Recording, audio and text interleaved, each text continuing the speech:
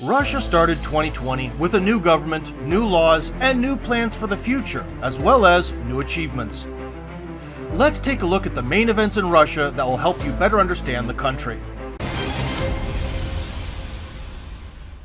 The main political event in Russia was no doubt the change of government. The former Prime Minister Dmitry Medvedev and his cabinet were not very popular, so his resignation was welcomed, as well as the new measures to stimulate the birth rate. Citizens of Russia will now get a hefty sum of money from the government for their firstborn and subsequent children. Russian monetary reserves are massive, and this year part of them will be spent on internal development projects like constructing new roads, ports, and enterprises. This fact is also welcomed by the public, and it will boost economic development. Although January is a short month due to the long public holidays, many things have been achieved. 23 major production plants have been opened, the majority of them being agro-industrial. Russian production of food supplies continues to grow as the country strives to substitute for imported goods. Since sanctions were imposed in 2014, Russia has not only covered its deficit in producing pork, oils, and certain vegetables, but started exporting them as well. Russia is staying in the lead of wheat suppliers for the fourth year in a row, but it's not just food that is being exported. The following Russian goods were delivered worldwide in January.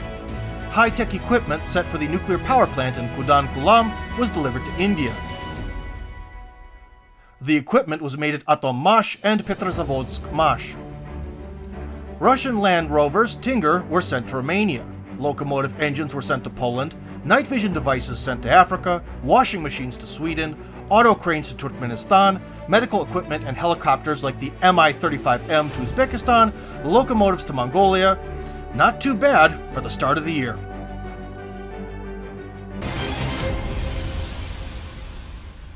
The major project of January was the start of the Turkish Stream gas pipeline. Russian natural gas will now be delivered by two branches to Turkey, Bulgaria, North Macedonia, Serbia, and Hungary. Some of these countries will not only get cheap natural gas, but will also profit off the transit.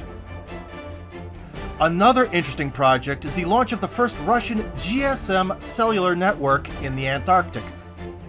The equipment is being installed at the Russian Progress Station and will allow members of polar expeditions to call home and talk to their families.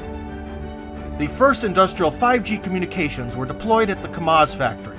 They will enhance production efficiency. A new international terminal was opened at Sheremetyevo Airport in Moscow. It will increase the airport's capacity up to 80 million passengers per year, which is crucial as the air passenger flow in Russia is increasing every year, and the country has to enlarge the existing airports or build new ones. This is just a small portion of the positive news from Russia this January.